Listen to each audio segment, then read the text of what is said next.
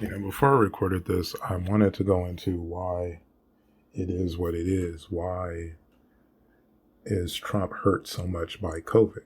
So I've seen a lot of people who daily are just posting positive things that Trump has done, like they themselves are his goddamn campaign manager. Or people like the online Trump pansies are ridiculous, especially the black ones. I don't get this shit. I don't understand hyping up Trump because realistically, what he's facing in the polls is hella organic. And this whole thing where he didn't need the black voter, he didn't need whatever 4 years ago, or he was trailing 4 years ago, it's not like it is now. And the main reason, and like I told Otis, I'm like, dude, 4 months ago, Otis, he didn't need anything. 4 months ago, I would have said he'd beat Biden. I would have thought it'd been close. 4 months ago, I would have said he'd have Biden. COVID changed everything. And I was going to go into a real spill about why a natural disaster just doesn't fit, especially with the fake American conservatives like Donald Trump. Why it just, like, their politics don't mix with this. But I'll just go on to say this. I'll simplify it. Does it ever bother you when a lot of times you'll hear that reparations doesn't make sense for black people because shit was so long ago? Does that ever bother you, especially now when you're hearing people who, like 4 months of a pandemic, they're like, this is permanent damage to the economy. We need to get back to work, or this is they're worried about things being permanent, how this will put us back in relation to the world. And right away I'm hearing the P word. Not like, there's a few years, we'll be okay. No, this ain't shit. There's a super flu going on. It's a really bad one. We'll hustle out a vaccine and we'll be back to business. And it'll be just, people are not talking like that. They're jumping to the whole thing. They know it's that bad. And then they're trying to play people by saying it's a conspiracy. Well, okay, it's a conspiracy in that case. Show me the evidence. You can't hype up Trump, who is the president. If you're the president, you can't be the Twitter dude that's talking conspiracies. You got to take it to court because you have the power to do that. Otherwise, don't bullshit me. And that's why that type of bullshit is why you have what you have in the polls, because that ain't working. That's the whole, we need to send federal troops to Portland because it's insurgents. I'm like, nigga, it's a bunch of people who are mad because their money ain't right. Mostly. George Soros can barely control his bowels. These are conspiracies. And you have to show it if you're in power to show it. Otherwise, why do we even have you? You can't be the conspiracy boy if you're in the White House, and you can't we sick massa me some conspiracy shit for somebody who's in the White House. You have to have some real solutions. And that's why COVID changed everything for Trump. And then probably what happened to any of these fake conservatives, because the way you fix something like this is you got to spread around the nickel. You got to put some money in some pockets. You have to spread around, and I said this before, give everybody like a $4,000 monthly income and have them lay down for a while. Bring them some food, scrub the streets. Let's kill this whole virus. It would give you an excuse to close the borders like crazy because you're the people doing it, and we're not going to have some people who aren't doing it come in here and re-spread it. And you would lead the world on how to do it, and it would cost money. It would definitely cost money, but that's the nature of politics. That's why I'm a liberal, because big things, I'm more of a capitalist when it comes to small things. But if the ocean is acidic, everybody has to pool money. Like we ain't caring. We have to, if it's a big thing like a pandemic, an obscene hurricane or something like that, then I'm not going to fall on some goddamn everybody for themselves libertarian values. I'm more of a libertarian. I look at it like this. You have a society where farmers, just people who live in a city who can't farm. You have some hunter-gatherers. And they all have to be healthy. You know what I mean? But let's say the hunter-gatherer, now you have a forestry issue. Then you need a level of socialism to take care of whatever's going on with them. Like now they can't eat certain animals because they're endangered. So now we gotta, the farmers have to lower some prices and we'll make sure that they can keep this animal species going and not have to hunt it into extinction. So we're going to have to move. That's the type of socialism I'm in favor of. The type of socialism I'm not in favor of is, let's say, let's make all the hunters equal. So you like, there's this, let's say all the animal species are teeming in the jungle and there's no restrictions, right? And you could apply this to corporate life too. If someone isn't breaking the rules and they're just better, I'm not going to try to equalize that with policy. I'm just going to say, let the cream rise to the top, you know what I mean? But I'm not going to say let the cream rise to the top when you're in a situation where a lot of people just can't work, thus for social distancing to eradicate the virus. Because if you're not going to eradicate it like that, the other solution is vaccines, which is a little bit difficult in America because people are paranoid to the extreme. And I guess for Black people, I'd say it's some good reasons. But I think it's reasonable for people to be paranoid when you're talking about a new vaccine. Nobody knows the long-term effects, period, because you won't know the long-term effects until long-term goes by. So I kind of look at it like, take your time on the vaccine. Take your time. Let's explore how you could eradicate this with real stay-at-home policies where the people are supported and can afford to do it for a length of time. Because the other possible solution, which might work with different types of ailments, would be herd immunity. But the problem with that is this is a flu. You can get it more than once. And this is not the type of thing you just want to, I got this a few years ago, now I'm getting it again. Now I'm getting it again. Like, you don't want to get the super flu 4 or 5 times in your life. So to me, that isn't a real option. And if that's not an option, you go back to the other two. Conservatives are not built for that shit because they see that as people are lazy. They're staying home and we're giving them more money than they would if they were working. And I'm like, how much money do you get and you don't do shit your goddamn self? You see, damn near half the country half the country is struggling with rent. Almost like 50% ain't making rent. So in a situation like that, of course, the polls are going to change. Of course things are going to change, especially when Trump has this crazy ass black chick out there just because she agrees with him, and people can see through that. They can see because basically Trump is like young Pharaoh. And old folks eventually wise up to young Pharaoh. It's like, who's that dude, Baba Haru or something? There have been a couple of elders who were like caping for certain people and then they wised up. They eventually wise up. The dude's a little bit too scam artisty. And for somebody who's had wealth, he's not good with his money. You look at the polls right now, and this is why it comes down to, I said, instead of caping for Trump and all this, y'all should be going to him. You should be going to conservative sites. You should don't bring this to me. Bring this to conservative sites. Bring this to conservative sites and tell them that right now, if I were to give Trump, and I'm looking at a poll from yesterday, August 3rd, NPR poll.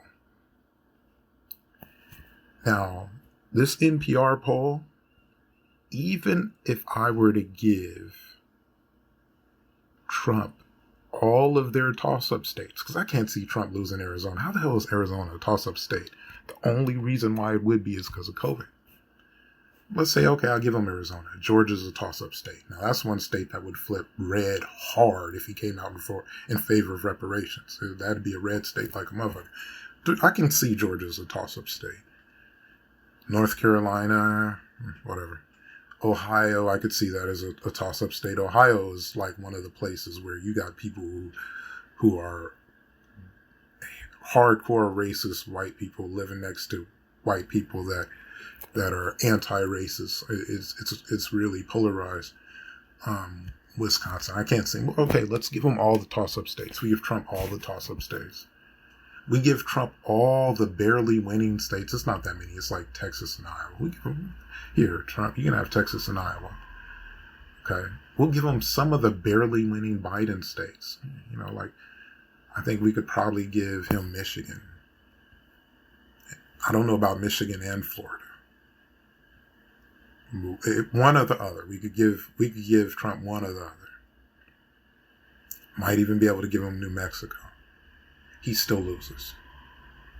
And look, I don't think it's certain that Trump is going to lose. I'm saying that these polls are real. And the only way he wins, he'd have to get lucky in Nevada. And I think that's potentially true because a lot of times they don't poll the hillbillies as much. And, you know, they'll come out and vote conservative. He'd have to get lucky in Nevada and Florida, I guess. I don't know about Michigan. Like the white people I know in Michigan who voted for Trump are either like, whatever. And since COVID, they're like, I might not go out. I'm apolitical. They're starting to sound a lot like FBA people. White people are starting to sound like FBA people on Trump. And that's why you're seeing these polls, because it's not just NPR. If I go to like the poll database and look at all the goddamn polls, Trump loses them all. And then there's another article right now at LA Times, Trump's base is starting to erode. Like Biden gets backing from white voters, 60, wait, let me see this. And they're going by California, so, but still, like, Biden is getting 60-some% of white voters in California. Like it's gotten so bad where even if Trump, like, okay, let's be real. If Trump were to come out in favor of reparations, and that's what you should be going to the Republican site and saying, hey, look, man, if this is about the only way he takes Georgia, clearly, Florida, I don't know. Florida is leaning Biden. Reparations might be the difference because, let's be real. There are people that would, I think the one way he could do it, the one way Trump could do it is if he came out with the same type of COVID argument where he'd say, look, Dick. And he gets to talking slow. Gets to talk about how he did, how he brought attention and awareness. Nobody knew about Juneteenth. When I got here, unemployment was horrible. Actually, no, unemployment was fine. It's like, but now it went from like 4.4 to 3.8, and it's the best it's ever been for black people. He could play it. But what would really allow him to pick up the black vote and not lose the racist white vote is if he talked about how, I'm sure you can imagine how COVID can have horrible effects for the future. Some people even say permanent. Well, what if you had 400 years of COVID and followed it up with 100 more years? And he started talking about all the sabotage and the punitive laws and laws that were just specific for black people. And when people overcame that, how you had stuff like, eminent domain in California and in Central Park. So you could go in deep and make an argument that would overnight do more for race relations than any one speech in American history. Trump could do that. And if he did it right, then I think you'd see some of these states start to flip red. Like Florida could flip red. Georgia would definitely harden red. Right now it's leaning red. North Carolina's leading red. It's hardening red. Texas, I think, if you did it right, is no longer in doubt. Because, like, actually, Georgia's a toss-up. Arizona's a toss-up. Arizona is the one state where I think he'd lose no matter what. If he came out in favor of reparations. You just don't have enough black people. But you got enough black people in Florida. You got enough black people in Texas. You might even have enough black people in Minnesota and Michigan, where Biden is barely winning. And maybe even New Mexico, too. I got some family out there. So that's who you need to talk to. Because that's who needs... Right now, Trump needs a black vote more than Biden. Because as much awareness as ADOS has brought to valuing your vote, and just not just ADOS, just a little bit more political awareness, period. Because I mean, even people like Cube has talked about how I ain't giving away my vote, and Charlemagne has said that, had the whole thing with Biden. Then we're talking, bro.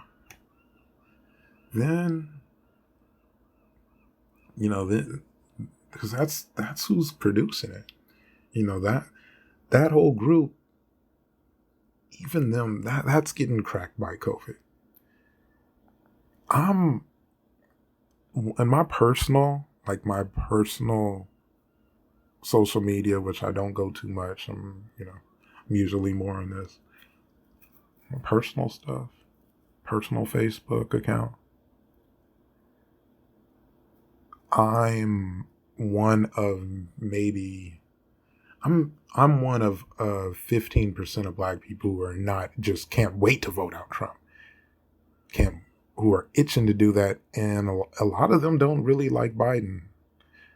I don't care. I can't vote for Biden. But I'm a minority, even in this age of awareness. So let's not act like, okay, I don't think he's not going to get a gung-ho black turnout. He doesn't need one. That's what these polls are showing. He doesn't need a huge black turnout. All Biden needs is a half-ass black turnout. He's going to get that. Trump has done too much low-key and high-key racist shit to where Biden won't get at least a half-ass black turnout. He'll get that. And that's all he needs. Because Trump's popularity is dipped, and it's mainly because of COVID. And it's also, he set himself up, because this dude act like he inherited all kinds of horrors from Obama.